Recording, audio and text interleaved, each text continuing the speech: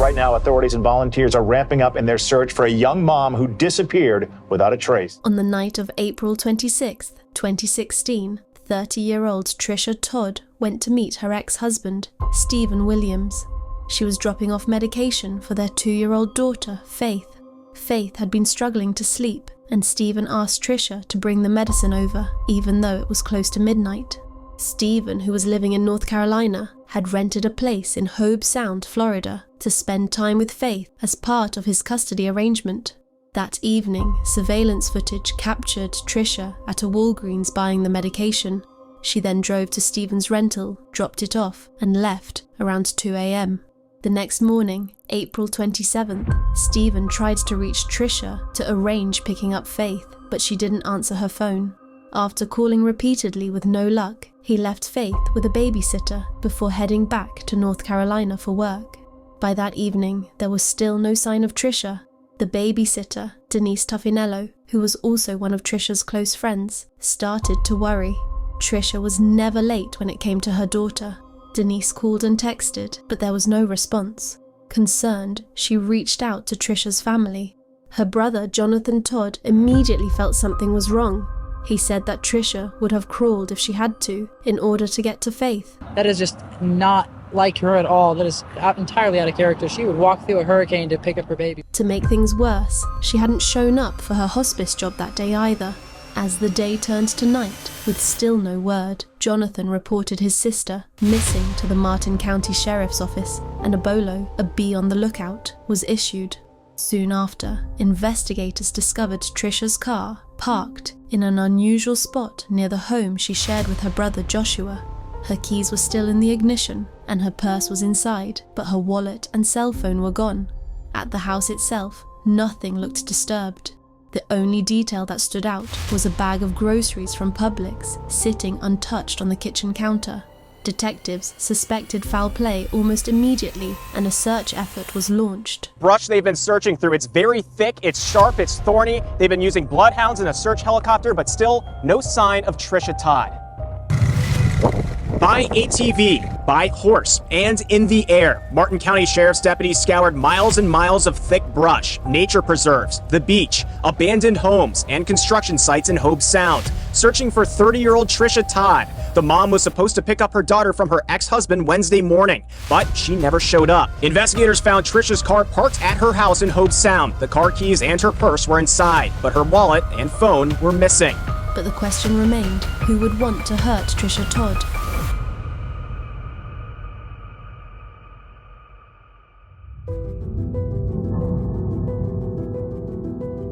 Tricia Todd was born on February 19, 1986, in Stuart, Florida, to David and Rebecca Todd. She grew up in the close-knit community of Hobe Sound, the only daughter among 7 brothers. Surrounded by family, Tricia developed a strong, adventurous spirit and a resilience that carried into adulthood. Friends and family described her as compassionate, with what they called a servant's heart and a smile that could light up any room. Her faith played a huge role in her life. Raised in a church-going family, Tricia's character was shaped by both her upbringing and her own courage. One story her family often shared captured that courage perfectly. While sitting at a stoplight, a man once pulled a gun on her. Instead of panicking, Tricia calmly spoke to him, offered to pray for him, and even drove him home, leaving the man in tears. Service was always at the core of who she was. After high school, Tricia joined the US Air Force, chasing both adventure and her dream of becoming a nurse. She worked in food services and was stationed at Shaw Air Force Base in South Carolina, with a deployment to Iraq. Beyond the military, she also took part in mission trips to Haiti, experiences that left a lasting impact on her. In fact, Haiti deepened her longing to be a mother. A doctor had once told Tricia that she couldn't have children, news that devastated her. But during her time in the orphanages of Haiti, surrounded by infants in need of love, she knew that one day she would try and adopt. After receiving her discharge in 2008, Tricia pursued her nursing ambitions, and in 2011 she graduated. While serving in the US Air Force, Tricia met Stephen Williams, and the two quickly began dating during their time in the military. Steven had enlisted right after high school and worked his way up to become an instructor at Seymour Johnson Air Force Base in North Carolina, where he taught maintenance procedures for the F-15E Strike Eagle fighter jet. By all accounts, he was intelligent, funny, and well-liked. Charismatic and outgoing, Steven stood out not only for his personality, but also as one of the few African-American students in his training program. Originally from West Palm Beach, he had transferred to the base after struggling in public school. In 2005, Tricia and Steven married in North Carolina. Her family accepted the marriage, even though Steven was not part of their church community. Tricia had always longed to be a mother. Though she had once been told by doctors that she might never conceive, she miraculously became pregnant and eventually gave birth to their daughter, Faith. For Tricia, it was a dream come true. But while Tricia's joy grew, her marriage to Steven began to show cracks. Friends noticed the strain, reportedly fueled by Steven's repeated infidelity. In 2012, he wrote Tricia a note that seemed to acknowledge their struggles, thanking her for her patience and love, despite what he called his many temperaments. The marriage continued to deteriorate, and by 2015, Tricia decided she'd had enough. She separated from Steven and moved with Faith back to her hometown of Hobe Sound. She lived with her brother Joshua in a house just a couple of miles from the beach. After 10 years of marriage, the divorce was finalized in February of 2016. On the surface, things appeared amicable. Steven stayed in North Carolina, paid child support, and made arrangements to visit Faith. Tricia didn't ask for alimony, only financial support for their daughter. She continued her work as a hospice nurse, and to those around her, she seemed to be moving on with her life. That was until she tragically went missing 4 months later, in April 2016.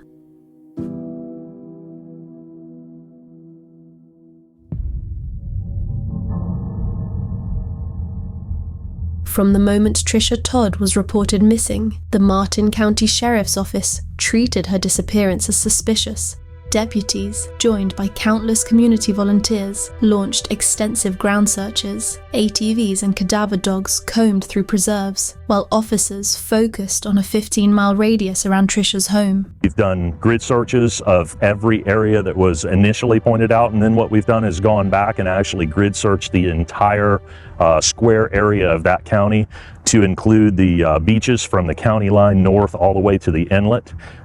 We've searched the JD State Park, the entire park, everything around her house where her car was last found, and all the way out into Hungryland Preserve, unfortunately with no positive results. The community rallied quickly.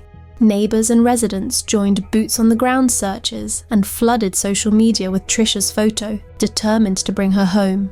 Tricia's family made a statement to keep sharing her image online and to keep the search going. It's been a really difficult time for our family with Tricia missing, but I'm asking everyone to continue to search.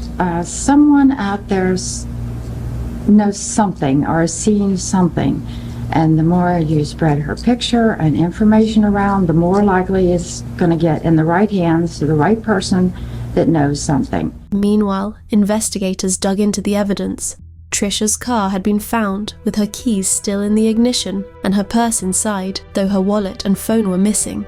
Detectives also began reviewing hundreds of hours of surveillance video from local businesses and collected dozens of witness statements.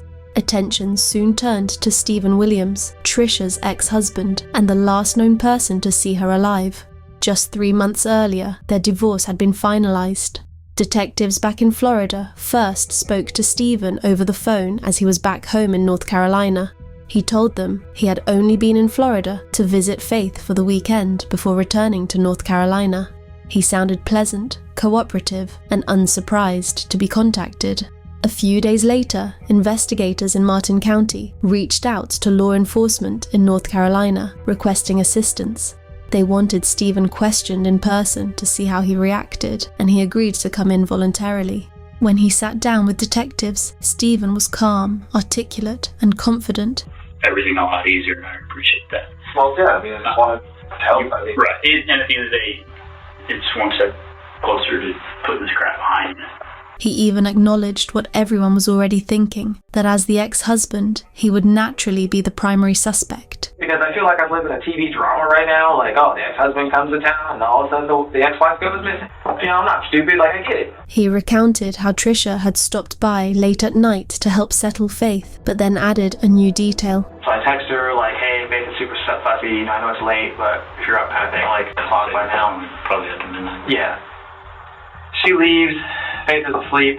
And Before she left, Tricia had run out of gas. According to Steven, he went out, got her some, and she drove off into the night. Investigators later confirmed his story through surveillance footage. He went on to explain that the next day, he had been waiting for Tricia to pick Faith up, but when his texts went unanswered, he took his daughter to Walmart for a while. Still unable to reach Tricia, he eventually dropped Faith off with the babysitter Denise before heading back to North Carolina for work. Throughout the interview, Steven remained composed, almost too composed. Detectives noticed he was detached and emotionless. At one point, he even asked probing questions about whether they had found any physical evidence. But hopefully they find, like, a trace, just something, even if it's like, hey, there's a speck of blood. That struck investigators as odd, almost as if he knew there was evidence to be found. Detectives pressed him, hoping he might slip up or confess to something, but he didn't. Despite the red flags, there was no immediate evidence to hold him. His car and phone had been processed, surveillance footage confirmed much of his timeline, and nothing suspicious had turned up, so Steven walked free. Before leaving though, he offered detectives another lead, Tricia's habit of late-night walks on the beach. According to Steven, she often went alone, without her phone, and without protection. To get there from her house, she would have to pass through rougher parts of town. It would be like 1 in the morning or 3 in the morning, and she'd be like, oh, I wanted to go for a walk. She would say, like, I want to talk with God. But it's like, at 2 in the morning, you're just going to be walking the neighborhood by yourself. Like, you don't even have, like, some pepper spray. You don't have your phone. Like, Is she that kind of person that's oblivious to that stuff? She's always had that, like, God will protect me thing going on. Like, nothing will happen to me. I'm a child of God. I'm thinking, like, that's good to have that kind of faith. But it gets to a point where, like, let's be reasonable here. Like, good people still die every day. Investigators followed up this lead, wondering if she had perhaps been attacked on one of these late-night walks, or if she had even harmed herself in the water. They examined surveillance footage along the beach the night she vanished, and that's when they noticed someone suspicious.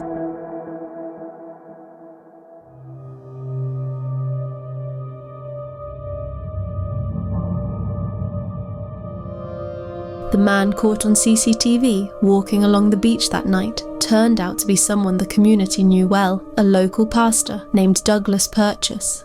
Investigators immediately flagged it as suspicious. Why would a pastor be out on the beach alone at the same time Tricia disappeared? So they brought him in for questioning. It turned out Douglas had crossed paths with Tricia multiple times before. I felt compelled to speak to her. During some of her late-night beach walks, she had stopped to pray with him. Tricia had even confided in him about struggles in her marriage and her personal life. But as detectives pressed him, Douglas spoke about her in an unsettling way.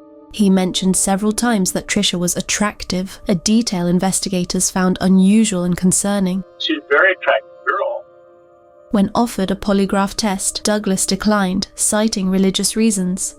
I want you to lie. Under no circumstances will I lie for anybody or anything. I understand. The Bible is very clear about deceit. That raised even more red flags. Detectives obtained a warrant to search his home and his vehicle, but in the end, nothing suspicious turned up. Despite his odd behavior, Douglas was eventually cleared. Douglas claimed that that night, he was alone on the beach, watching a sea turtle nesting. On the night she went missing, you were down at the beach. About 1:30 in the morning. That was the night she went missing. You were down at the beach. There was a turtle laying eggs. Once they carefully checked surveillance, they confirmed that this was true, and he was in fact by himself.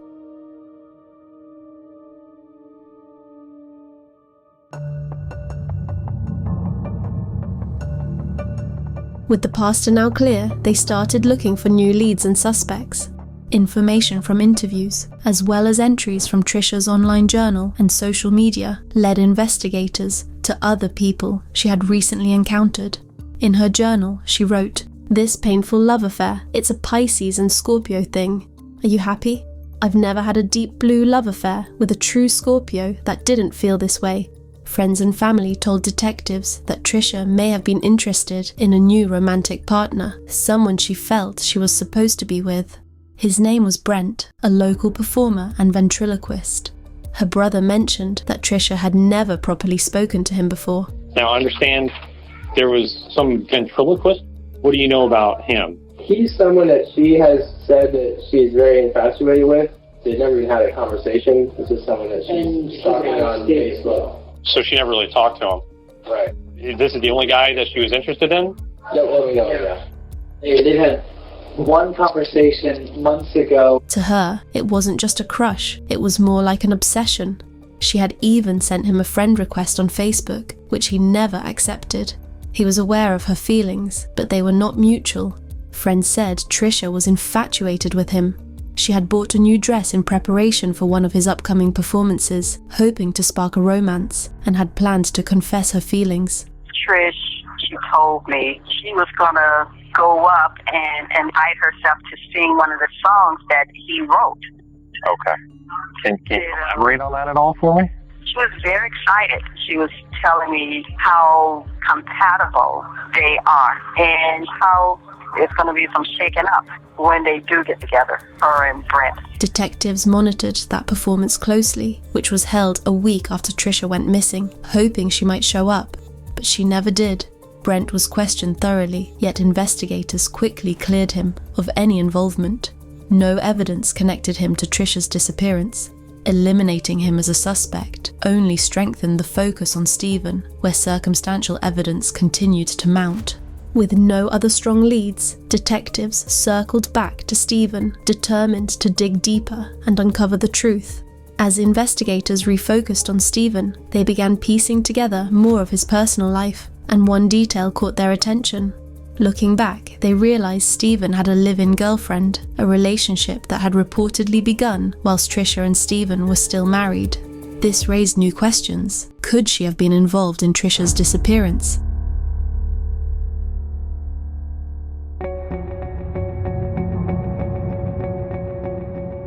Six days after Tricia went missing, detectives traveled to North Carolina to speak with Steven in person.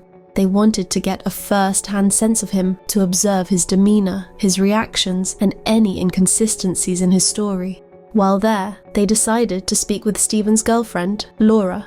Investigators knew that Steven and Laura had been dating even before his divorce from Tricia was finalized.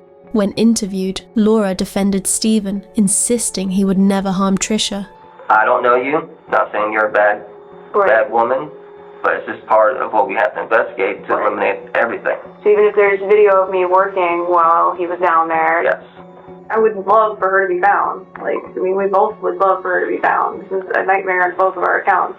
She claimed he enjoyed the arrangement they had for caring for Faith and had no desire to be a full-time parent, so why would he kill his ex-wife? Is there anything you'd like to add as far as why, to try to clear him totally? You asked me why he wouldn't do it? Yeah.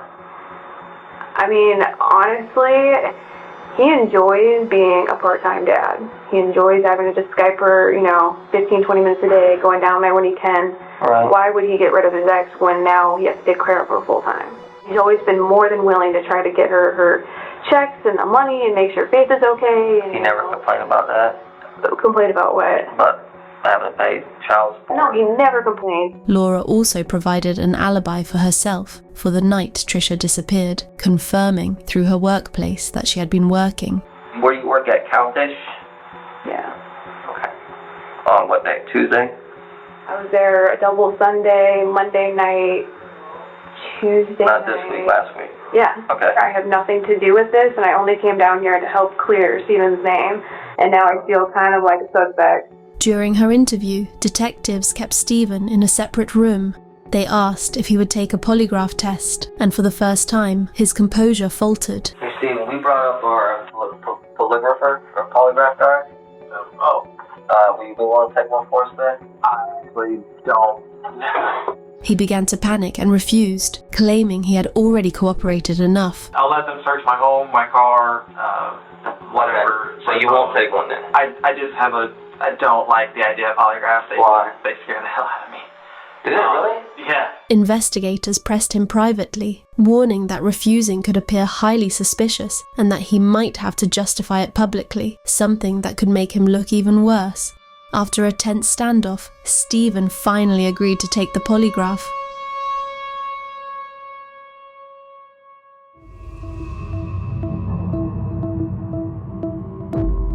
I notice that you're shaking. Not uncommon. Okay? What it can mean is that there's still more issues that you wish to discuss with me before we begin. This test is about to begin. Please remain still. Are you involved in Tricia's disappearance? No. Did you abduct? No. Steven's polygraph results came back inconclusive, raising even more doubts about his story. As investigators turned their focus back to him, troubling details began to surface. They found Tricia's journal, which painted a far darker picture of Steven. She wrote that he had been abusive, not only towards her, but even towards her pets. On more than one occasion, he had killed her animals, one time in her presence. Speaking with Tricia's brother, Jonathan, investigators confirmed these accounts. We've been made aware of violence against the small dogs. He strangled a couple. Steven did? Steven did. He killed their dogs? The dogs. Further digging revealed past arrests for domestic violence against Tricia, though Steven had never been charged or convicted. Friends and family reported that Tricia had confided in them about the abuse, describing instances where he had beaten her and even punched her in the stomach while she was pregnant. Conversations with Steven's own mother painted an even darker picture, and she herself said she had a feeling Steven was involved in Tricia's disappearance. Investigators canvassed the area near Tricia's home and spoke to neighbors. One witness reported seeing Steven driving Tricia's car that night, a detail he had never disclosed. Present is Detective Dulac, Detective Oliver, Sergeant Carday. The witness speaks only Thai. There's a roommate here. He's going to translate for us. Can you drop the white car away? Grainy surveillance footage confirmed the vehicle moving down the road around 1 a.m., contradicting Steven's earlier claim that Tricia had left his rental around 2 a.m.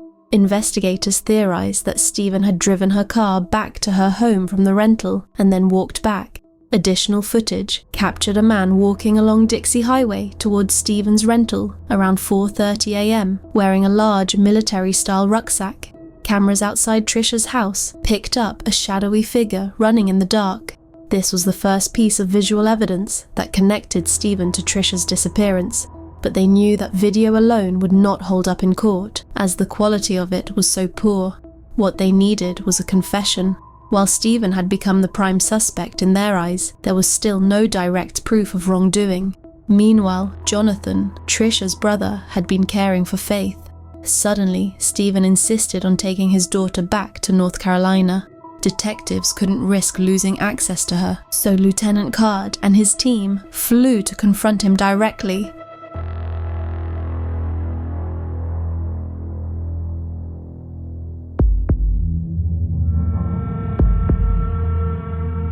"26 days after Tricia went missing, on May 23, 2016, investigators returned to North Carolina to confront Steven with the new evidence they had collected.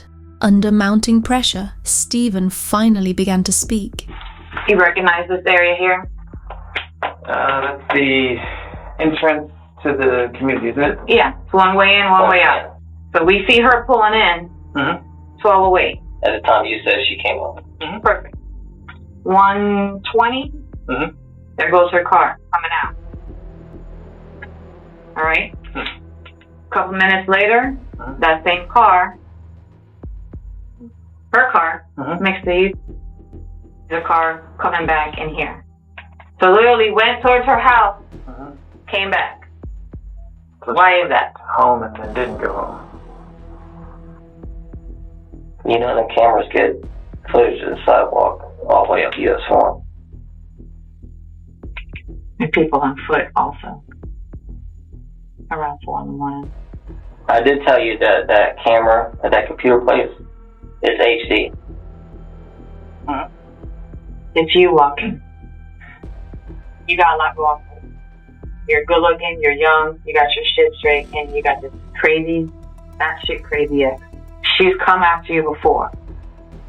Did she come after you that night? Something happened, and you were just, oh shit, what do I do now? No, she never came after me, nothing. It's an overwhelming amount of evidence pointing at you. So help me continue painting this picture of you. I don't want to portray Steven as some cold-blooded killer.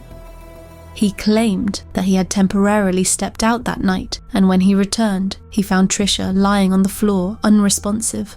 I divorced you so I wouldn't have all this drama in my life. And then there's this crazy shit, and all I'm thinking is, I don't know why you're doing this to me when I've done nothing but try to be a good person to you. He said he panicked. According to him, he put her in the car, and she passed away there. That she passed away in that car. He then allegedly moved her body to the side of the road, but his story was inconsistent. He first said she had died in the car, but then suggested she was still breathing shallowly when he laid her on the roadside. Detectives immediately recognized that he was lying. You're just lying there, and you're breathing shallow. I can't call. Steven? I don't know where the hell I even am. We had already determined that she had passed while she was in the car. You can't go backwards.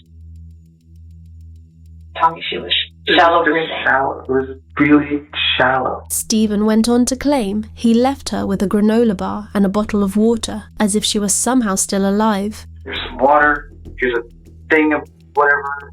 I was hoping she would just snap out of it. He admitted to destroying evidence and said he couldn't remember where he had placed her. Didn't want anything to do with it. Where did you change your clothes? It was right there. Threw the whole bag away. I didn't ask for this. I just wanted to come spend some time with my daughter. Okay. Shit. Okay. Go past 95? I have no idea. Steven. I don't know what's going on. I just don't know anything. While Steven was being questioned in one room, his girlfriend, Laura, was being interviewed in another. Up until this point, she had stood firmly by his side, insisting he had nothing to do with Tricia's disappearance. Investigators decided to share some unsettling details with her. Steven's history of abusing animals, including accusations that he had killed several of Tricia's pets over the years. Laura's demeanor changed immediately. She admitted that one of her own dogs had also died suddenly. Then detectives revealed Steven's latest confession, that Tricia had died suddenly in the living room that night. Laura was shocked. She had no idea. Hoping she might draw out a full confession, investigators placed Laura in a room with Steven, but he remained calm and offered nothing, so she left. I'm being out. And there's proof. Can we start the meeting, maybe? After more intense interrogation, Steven finally agreed to return to Florida to help investigators locate Tricia's body.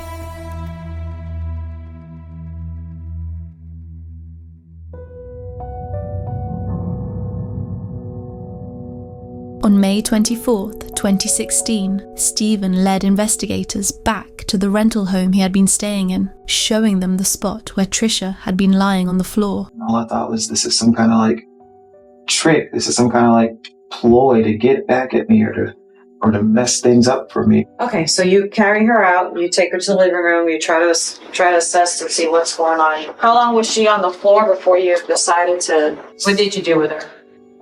I just put her in her car. He put on an act, crying, yet showing no real tears. Detectives, knowing the kind of man he was, played along, giving him a sense of control. They tried to comfort him, to bond, all in an effort to keep him talking. They knew that the moment he asked for a lawyer, cooperation would end, and so they carefully kept him engaged. That's right, you're doing good. You're doing good. It's all right. I didn't want any part of this wasn't planned. Crazy roller coaster that she always does. Eventually, they asked him to show where he had left Tricia after moving her. Steven maintained control, directing them in circles, claiming he couldn't remember where he placed her. We're going to go south on US 1. None of this looks familiar. Off of this road? I just saw it pulled off. Do you want to try that road back there? None of this looks like anything. So have we Gone too far. Steven, we have to find her. Frustrated and without physical proof that Tricia was dead, investigators took action. Do you love your daughter? You need to give her mother back. I told you she's going to need some type of stability. I have no and you're all she's got. I don't even know You where are the only living parent that she has left. You need to show her right. She's going to grow up saying, my dad did something to my mom, and he left her out. Is that what you want your daughter to grow up? Steven, to you a know. place I don't know. I don't. The only play reason you're not games. taking me there is because something else happened to her that night. They charged Stephen with child endangerment and neglect. At least they knew from his own admissions that he had left Faith home alone while driving Tricia somewhere. Back at the sheriff's office, investigators interviewed him again. The detectives on the case, finally losing patience, handed over the questioning to a fresh team. They came in hard, relentless. Do you hear what you're saying? Do you believe anybody in their right mind is going to believe? And then you got down here to Florida, and just coincidentally, after your wife dies, and you dump her on the side of the road, your ex-wife, you decide you're going to throw away clothes. You see how ridiculous that is? Do you think they'd like to have that stuff? Sure. I'd like to see the shoes. I'd like to see what pants you were wearing. I'd like to see if there's any blood, or any hair, or any fiber, or any dirt, or plant matter on those things. You know why I'd like to see that stuff? Yes. You know why. I want to see it for the same reason you threw it away. It's evidence. So you destroy evidence as well. So you lie, and you destroy evidence. Now, swap seats. What do you think about that? Nearly a month after Tricia vanished, Stephen finally cracked, and on May 24th, 2016, he confessed to killing her. It's more than you're telling us. We know that you were involved with her death. Things happen. And we need to understand what it was that happened in that house. He told investigators that he and Tricia had argued at the rental house over money. So yeah, she came up, talks about nonsense and bringing up child support and just more stupid stuff. I just for the most part tried to ignore, and then she's just going on and on. Now I owe her more money and back child support, and I'm just sitting here like, then I'll fix it. I'll send you another. I'll do something, but I don't have the money now. So just give me some time, like, because that money that you didn't get it on time, it's already spent. I expected to come here, and now I need a little more time to get it to you. And now she's talking about how she's going to go to court and all this other stuff. It's my fault, and I'm just like, this isn't even my fault. Like, you told me to move, so I adjusted it. Like, just calm down. Like, this isn't even that serious. This is an easily rectifiable. Why are you getting all out of hand about this, you know? Why are you so mad right now? Like, is it because I called you this late? It's just completely out of hand. And then just the whole pointing and it just all went bad. It just so fast. She just went from 0 to 100, and I'm trying to understand, like, what just happened. During the fight, he claimed he pushed her, and she fell, hitting her head. You owe me money. You need to pay your debts. This is always your fault. You're always spending more money, and it's just on and on and on to the point where now I'm just trying to, like, walk away. It just escalated, and then I just moved her away, and then she slipped. And that's when she freaking fell, and I'm like, oh shit. I asked her if she was okay. It was like a weird sound. She didn't say anything, though. And then I freaking panicked. And then I just freaking panicked.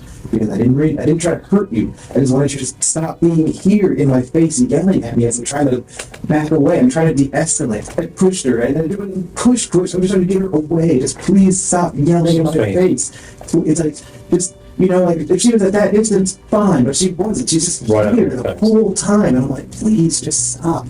And then all they did is, great, now I've pushed her and she's hurt her head, and I'm done. I'm just, everything I've tried to do, everything I've tried to be is done because I made a mistake. I didn't even lose my cool. I just tried to move you away. I just did.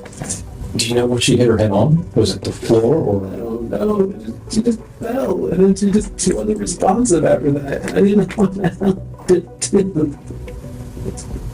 You know, I thought they might call the police now, but because I freaking pushed her, because I'm going to death. Panicked and convinced he would be blamed, he said he loaded Tricia into the truck, but he had no idea where he had put her. Well, the thing is, I'm going to jail for trying not to hurt you. You know the next question I'm going to ask you. Okay? And I know you don't want to, but we need to know where Tricia is? I don't know, and I really don't have a freaking clue where that was. I just panicked, and I just drove. And I went through 1,000,001 scenarios in my head of what to do, and none of them were good. All of them just ended bad. I didn't pay attention to anything. I just drove, and as I drove, I didn't read any signs. I just drove, and I just tried to think about how to fix it. I couldn't fix it. It was just bad all around, and I'm just like, no matter what, I'm screwed. Like, I am screwed no matter what. I can't go back. I can't go to the hospital now. If I do, how does that look? I don't even know what to do at this point. I'm just freaking out because I just didn't want any of this. I didn't want anything to do with any of that. I just want to be a good dad. I get it. I understand. With this confession, authorities had enough to arrest him for murder. So the court finds probable cause to hold you on 2 offenses: child neglect with bond of $25,000 and second-degree murder with bond set at no bond. They now had proof that Steven had lied, tried to cover up the crime, and was directly involved in Tricia's death. But there was still work to do. They needed to locate her body. It was at 11 o'clock this morning during a news conference that we all learned that Steven Williams had indeed confessed to killing his ex-wife, Tricia Todd. The big question was, well, where is her body? Where did you dispose of the body? And the sheriff said, sadly, Williams would not reveal that. Now, that's why today there is an all-out effort, an all-out search going on right now. Deputies, volunteers, they're searching a 15-mile radius, mainly wooded areas near Bridge Road in Hobe Sound, looking for any clue, any scrap of evidence, anything that may be able to help. Finding her body could prove whether Steven's confession was real, and if he had in fact killed her accidentally, or if it had been premeditated all along. Meanwhile, the biggest piece of evidence still missing: Tricia Todd's body. But deputies and volunteers say they aren't giving up. And knowing that there's a little girl behind that is not going to have any closure to knowing to where her mom is today, it takes a life toll. With Steven now lawyered up, the defense approached investigators with the possibility of a plea deal.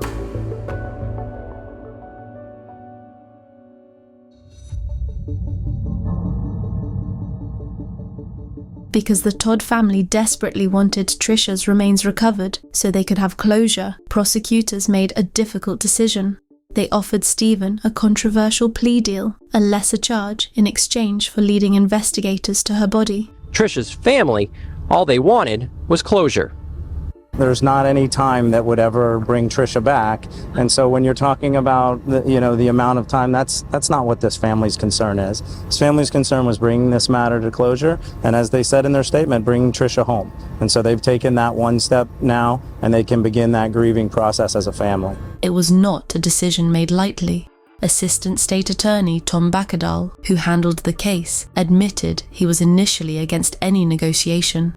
In his view, Steven's actions showed premeditation, enough to pursue first-degree murder, a charge that could have meant life in prison or even the death penalty. This case should have been unsolved, but due to the relentless efforts of the members of the Detective Bureau with this agency, they broke this case. And it's as a result of that we're getting any measure of justice. And make no mistake about it, it'll never be a full measure of justice for Tricia's family or the people of the state of Florida.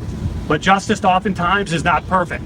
And so we have to take what we can get. We were never going to find this body. So this case was as it was on the day of his arrest, which would have made for a second-degree murder case, potentially, based upon the statements of Mr. Williams, which, let me state unequivocally, were at all times lies and manipulation. So after I informed the victim's family of the strengths and the weaknesses and the potential pitfalls of a trial and assured them that their state attorney would try this case, they elected to proceed with a negotiated settlement which might lead them to the remains of their loved one. And I say to them today, that's courageous, and I respect that. But Steven alone knew where Tricia's remains were, and for her family, closure meant everything. Faced with a choice between seeking the maximum punishment and possibly never finding her, or securing her recovery through compromise, prosecutors agreed. And so, on May 25th, 2016, Steven officially accepted the deal. He pled no contest to second-degree murder and child neglect. No contest meant he didn't admit guilt, but he accepted the conviction and punishment. His sentence was set: 35 years in state prison for murder, plus 5 years for child neglect, to be served concurrently. But there was one crucial condition Steven had to show investigators where he had disposed of Tricia's body. Let me start off by saying that this afternoon, Steven Williams, Tricia Todd's former husband, pled no contest to the second-degree murder of Tricia Todd. As a part of that negotiated plea, Williams will be sentenced to 35 years in state prison. Williams also agreed to reveal exactly where he buried Tricia's remains. After the plea hearing, his defense attorney delivered a shocking bombshell. Steven hadn't simply buried Tricia, he had placed her remains in a container full of acid, dismembering her with a chainsaw so that she could fit inside. Investigators had prepared themselves for tragedy, but no one expected the sheer brutality of what Steven had done. What kind of plea deal had they just made, and with who? We had to calculate during that negotiation, would we take a 35-year plea and get that body, or would we roll the dice thinking we would never get the body and then go to trial and no guarantee we even got a 35-year plea.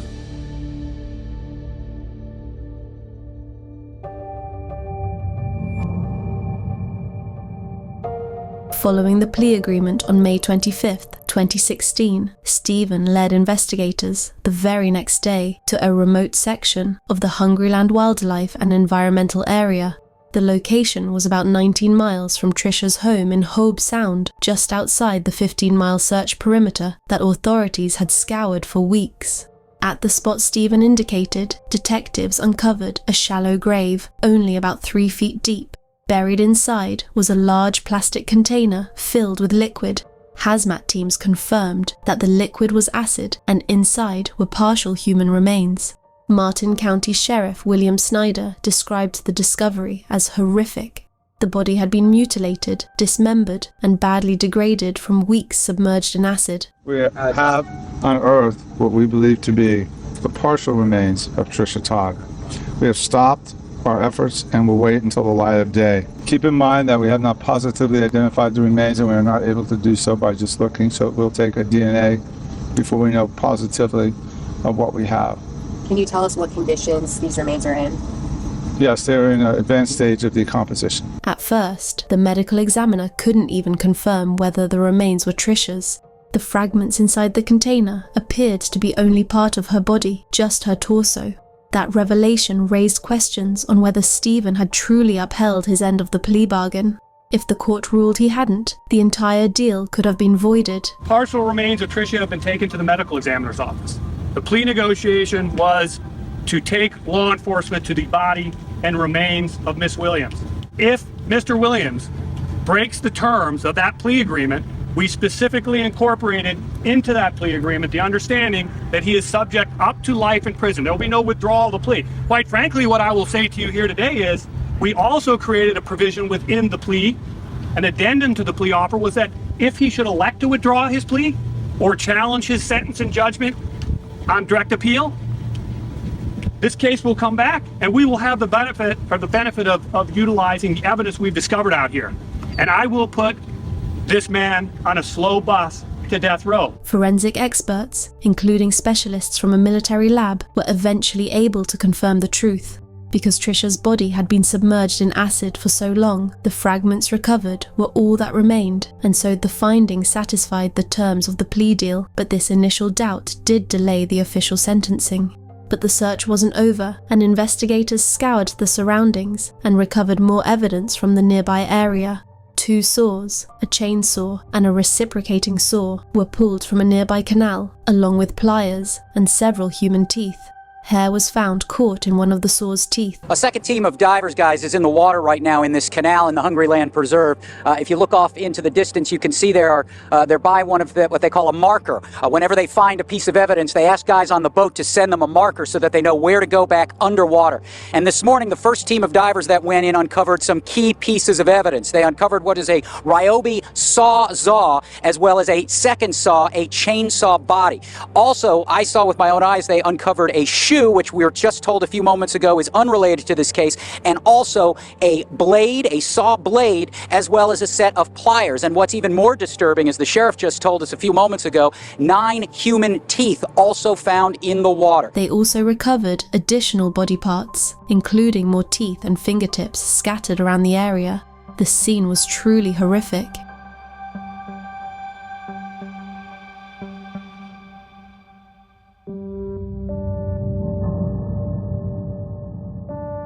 Following the discovery of Tricia's remains and the horrific condition in which Steven had left them, there was immediate regret over the plea deal. What investigators uncovered showed unmistakable premeditation. Assistant State Attorney Tom Bakkedahl later described it as making a deal with the devil. This is a premeditated murder. And so I conclude my statement by simply saying it's an unfortunate reality of this business that on occasion you must make a deal with the devil, and I made a deal with the devil. Authorities confirmed there had been ongoing financial disputes between Steven and Tricia, and Steven himself admitted money was at the center of their final argument. Sheriff William Snyder also said there had been several reported instances of domestic violence during their relationship. When it came to the crime itself, much remained unclear at first. The state of Tricia's remains, combined with Steven's ever-shifting stories, meant the exact cause of death could not be determined. The medical examiner struggled to reach a conclusion because of the dismemberment and the corrosive effects of acid. Still, investigators suspected strangulation, partly because there was very little blood evidence found inside the home.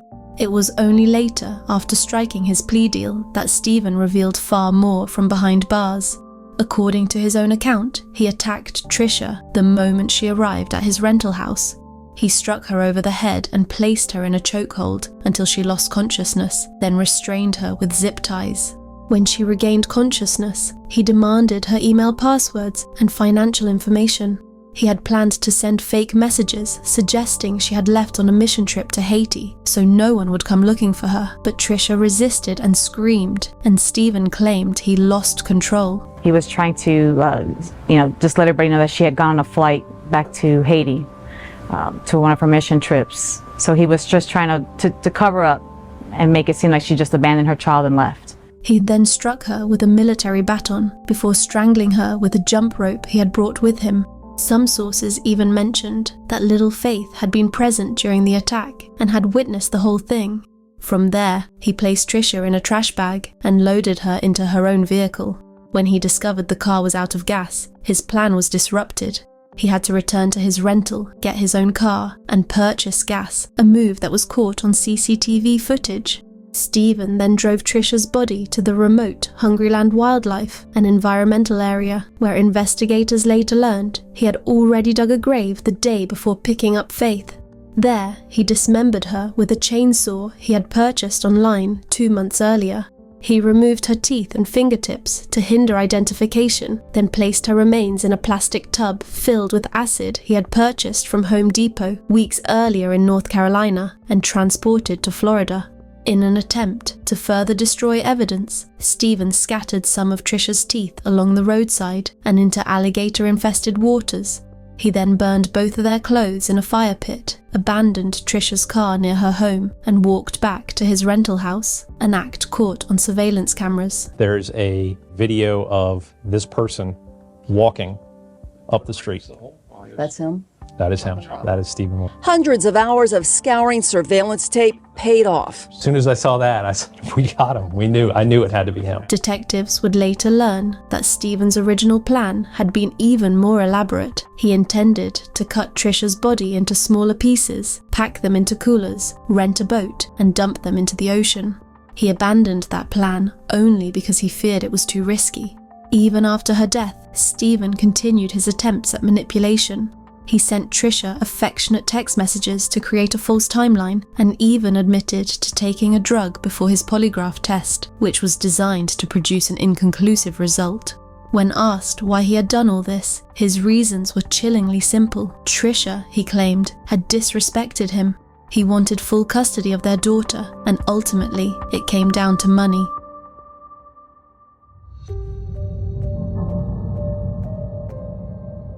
Once investigators confirmed that all of Tricia Todd's remains had been recovered and that Steven Williams had upheld the plea deal, sentencing could finally move forward. The terms had already been agreed upon: 35 years in prison for second-degree murder, plus 5 years for child neglect, to run concurrently. But the law still required a formal hearing. A judge must review and accept the plea in open court, confirm it was entered voluntarily, and ensure it complied with state law. Just as importantly, it gave Tricia's family the chance to deliver impact statements and have their voices preserved in the record. Before sentencing, Steven's attorneys requested a mental health evaluation after he was placed on suicide watch, but ultimately, doctors found him competent to proceed. And so, on October 7, 2016, Steven Williams appeared before Martin County Circuit Judge Lawrence Merman. The courtroom was packed with family, friends, and law enforcement, including Sheriff William Snyder, who had overseen the entire investigation. Judge Merman formally imposed the sentence: 35 years in prison for second-degree murder, plus a concurrent 5-year term for child neglect. He also ordered Steven to pay $67,000 in restitution to cover investigative costs. But the judge also acknowledged the painful reality. The punishment, he said, was clearly less than full justice. The most powerful moment came when Tricia's father, David Todd, spoke directly to the man who had killed his daughter. In a steady, resolute voice, he told Steven that he forgave him. He explained that he prayed for him every night, and that Tricia herself no longer needed prayers. She was, in his words, in a place of bliss. I failed you, because you were my son-in-law for 10 years. Showing no anger or bitterness, Tricia Todd's father, David, spoke directly to Steven Williams in the courtroom, forgiving him for killing his daughter. After the judge sentenced Williams to 35 years in prison. I just love my daughter. I want to be there. You let this anger build up, and then this bitterness. It's a progressive step. Starts with pride, then anger, then bitterness, then hatred. Family spokesperson Michelle Rocker later emphasized that this forgiveness, deeply rooted in the Todd family's Christian faith, was a conscious choice. It wasn't about excusing Steven's actions, but about refusing to let hatred consume their lives.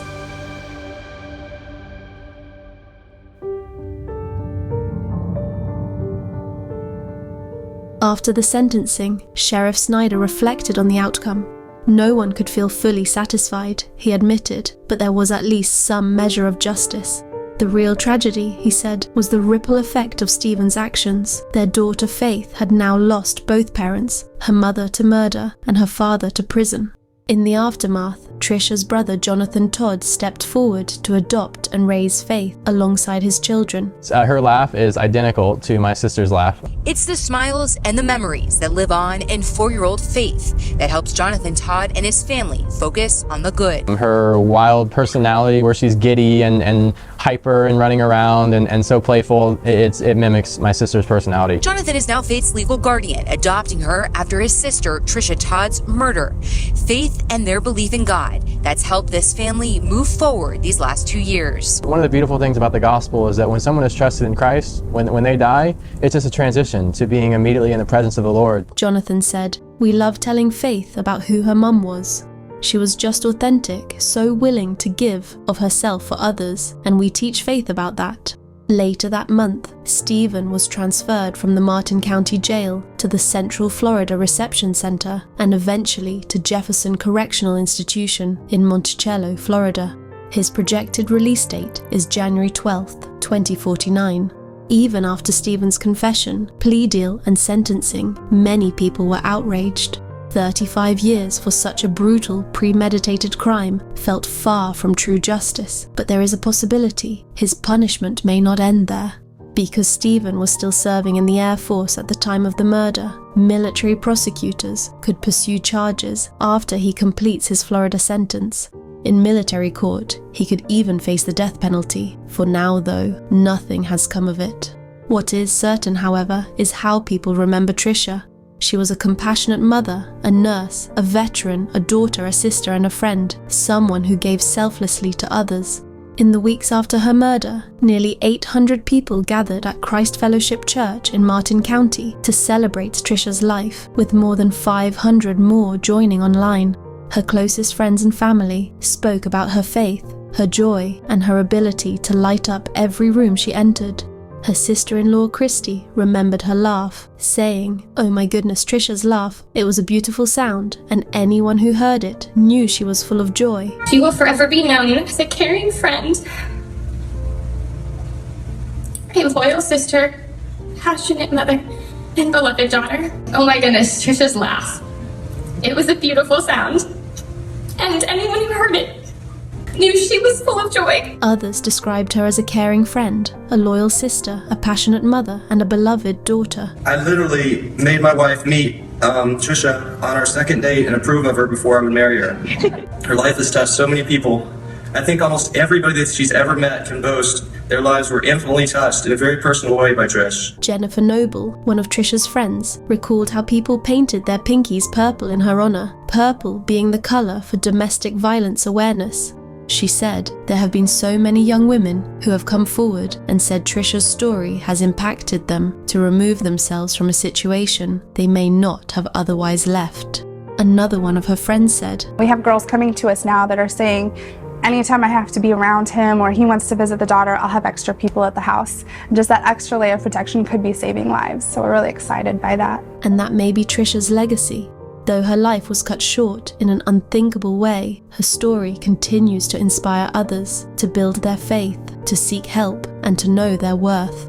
Through her daughter Faith, through her family, and through the countless lives she touched, Tricia Todd is remembered not for how she died, but for the love, joy, and compassion she brought to the world. And as always, my heart goes out to everyone impacted by this crime, especially to little Faith, who I hope is doing okay today with her uncle and cousins. And of course, rest in peace, Tricia Todd. Look at Tricia. She is now confirmed that she is with God in eternity, in a very real place called heaven, where there's no more tears, there's no pain, there's no suffering.